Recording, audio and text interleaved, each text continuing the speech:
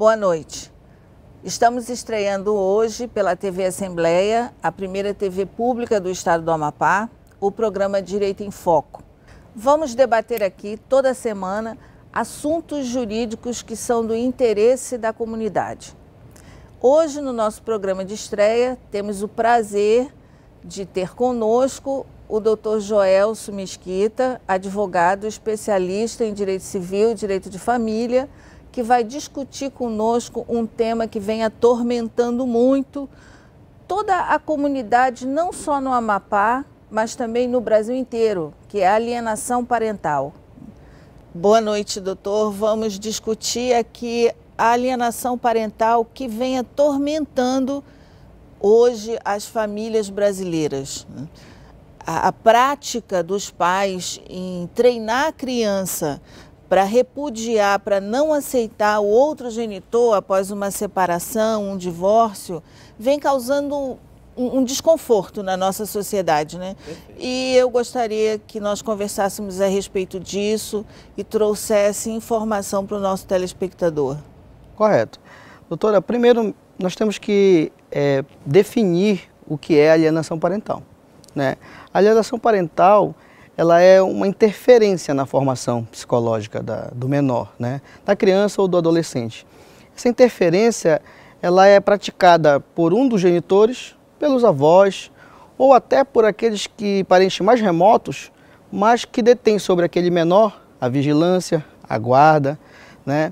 Então, ela sempre tem a intenção de fazer com que aquele menor repudie, né? Que ele traga entraves para a relação do menor com o genitor não guardião, né? Então, toda vez que o genitor não guardião, aquele que não detém a guarda da criança, ele se utilizar de tratativas para fazer com que esse menor repudie ou que ele interfira nesse relacionamento entre o menor e ele, isso poderá caracterizar a alienação. E o que é importante colocar aqui é que na prática forense, né, nós podemos observar muito que várias crianças, após essa prática da alienação parental, elas ficam doentes, né, se tornam crianças problemáticas que precisam de apoio psicológico, profissional. O senhor tem visto muito isso aqui no Judiciário Amapaense? A criança, quando ela começa a participar dessa empreitada que eu chamo do pai, né, ou do genitor, que ela começa a participar, criando até, chegando ao ponto de criar certas situações, ela está desenvolvendo um quadro de síndrome da alienação parental, né, que já é uma patologia. Então, essa patologia ela tem que ser tratada. Então, nós temos que tratar isso e ver isso com bastante cuidado. O judiciário, ao meu ver, ele não tem enfrentado de forma direta, né, essa questão da alienação parental. E quando chega a desenvolver essa síndrome, a criança já está devastada. O menor, ele está devastado, porque aquele que é o alienador, ele se utiliza de tratativas das mais diversas possíveis e causando ao menor, trazendo a ele traumas que às vezes é de difícil reparação, né? Às vezes ele leva isso para a vida toda, né? Então, nós temos que ter bastante cuidado, bastante critério ao analisar. O psicólogo é um profissional de extrema importância, né? Ele que vai diagnosticar, não só ele, mas vai fazer um estudo multidisciplinar para verificar. O juiz tem que ter uma sensibilidade muito grande para perceber que aquilo que o alienador, porque o alienador, ele não deixa de ser algo patológico que ele faz, né? Então, é preciso que tenha muita sensibilidade o magistrado na hora de perceber, né? E, doutor, o senhor tocou num ponto que eu considero fundamental, que é a atenção que o judiciário tem que dar, principalmente juízes, promotores, claro, em relação a esse assunto. Porque na prática forense, né, no meu dia a dia, quando estava advogando, quando estava exercendo a função de defensora pública, eu pude perceber que não é muito comum, né, o judiciário dar atenção devida a essa situação da alienação parental, né? Eu queria que o senhor falasse um pouco sobre isso. O judiciário, ele não dá atenção devida, é uma crítica recorrente, né? por conta de que parece que se banalizou as denúncias inverídicas por parte do alienador. Ele se utiliza disso, ele denuncia falsamente, né, aquele genitor não guardião, né, aquele que quem quer se alienar. Ele denuncia de forma falsa e ele induz o judiciário ao erro, né, porque ele consegue ser dissimulado nesse momento. Então, com isso, o judiciário, eu acho que não dá a devida atenção para isso, né?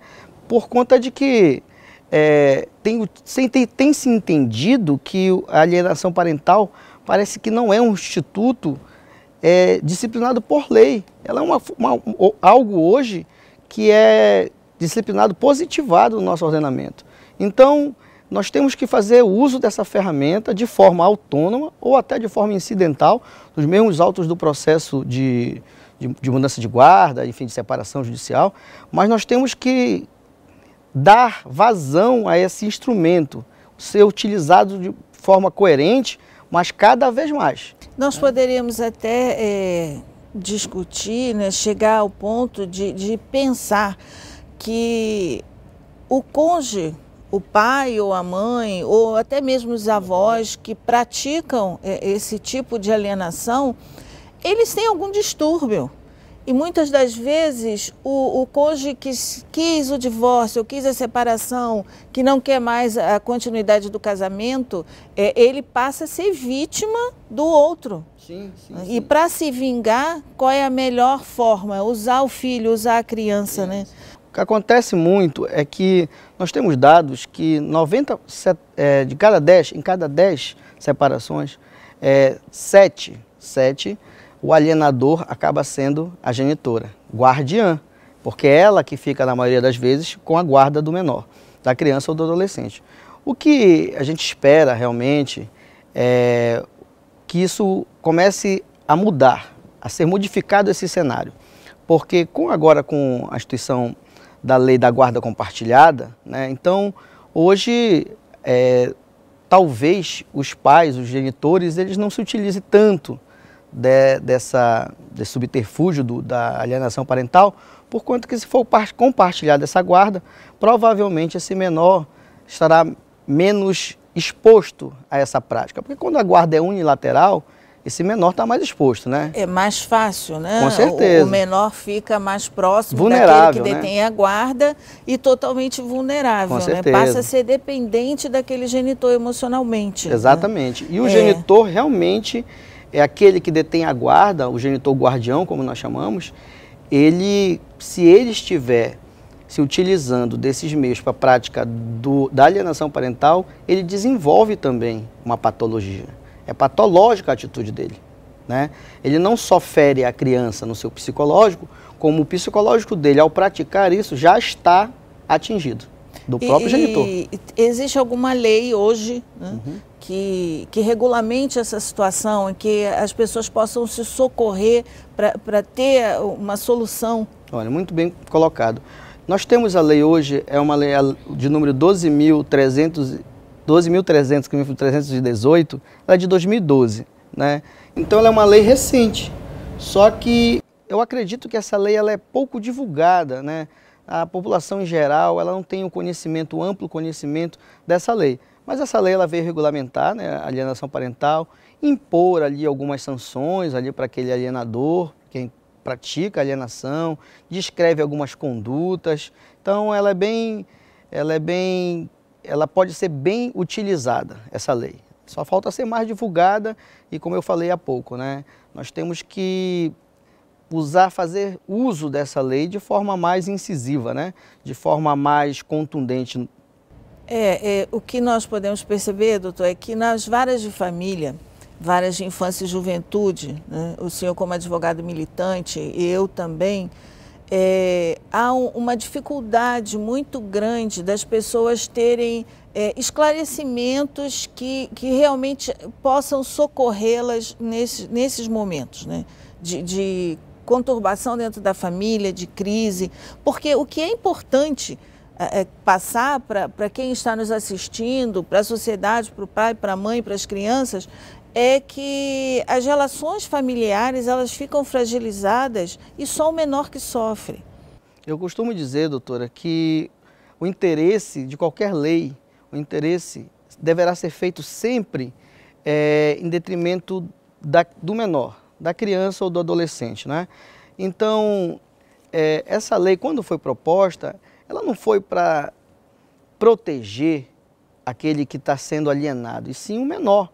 A criança é o principal. Então, o Ministério Público, juntamente com o Judiciário, ele tem que ter um olhar bem direcionado para essa questão. E eu acredito que campanhas dentro do próprio Judiciário, a sociedade civil organizada, poderá, e esse próprio bate-papo aqui que nós estamos tendo para esclarecer a questão da alienação parental, isso é de suma importância, né?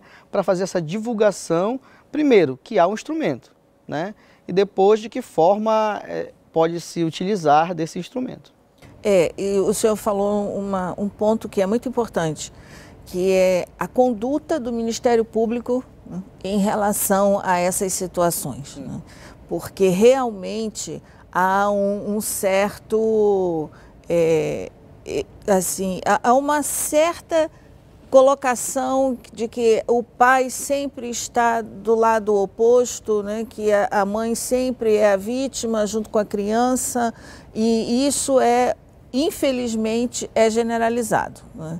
Nós ainda temos vários problemas em relação a separações, guardas e divórcios em que a mulher sai como vítima, e hoje em dia a gente sabe que não é mais isso, né? Muito pelo contrário. Exatamente, né? Não aqui querendo tomar partido claro, de gênero, ou de pai ou de mãe, de forma alguma. Nós estamos aqui para esclarecer e ajudar a população a resolver, né? Pelo menos informar a respeito dos problemas que chegam ao Judiciário. Mas o Ministério Público deve ter uma conduta mais aberta e mais flexível em relação às denúncias que chegam, né? Até ele, porque chegam até nós muitas denúncias de que eu tentei falar, eu tentei resolver, eu procurei o Judiciário, eu procurei o Ministério Público, e há uma barreira.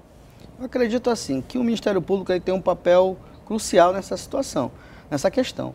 Mas as defensorias também, elas atuam de forma substancial, vamos dizer assim, porque aquele que se vê, aquele que se vir, né, compelido, sendo alienado por aquele genitor não guardião, o alienador, vamos chamar assim, ele pode buscar a defensoria propõe a ação correta, que é uma ação autônoma, ou pode ser incidental, mas na maioria das vezes, né, ela vai se socorrer do Judiciário na defensoria. A defensoria propõe a ação, e quando o Ministério Público entrar no processo, né, que ele for chamado ao processo, aí sim, aí ele faz essa atuação mais contundente, essa atuação mais seletiva, né, propriamente dita, e verificar, ter a sensibilidade, novamente eu digo, de fazer a diferença, a correta diferença, de quem é realmente que está sendo prejudicado.